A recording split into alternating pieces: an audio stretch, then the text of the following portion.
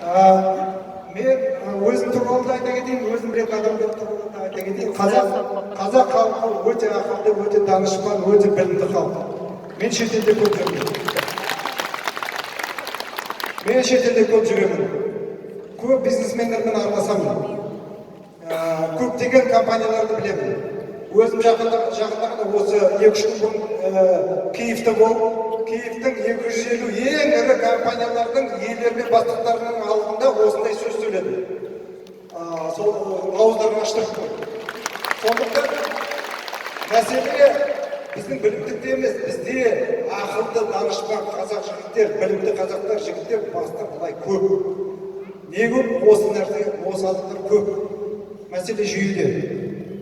Біздің саяси жүйеміз ондай ақылды адамдарға неге енді кедергі демей ақ қой, бірақ мүмкіндік бермей тұр.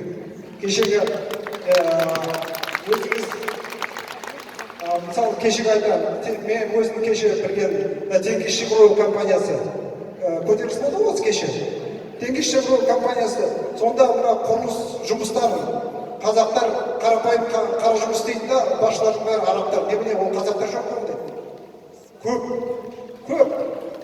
Тенгизшевройлдың жұмыс істейтін подрядчиктер неге ылғи шетелдік компаниялар?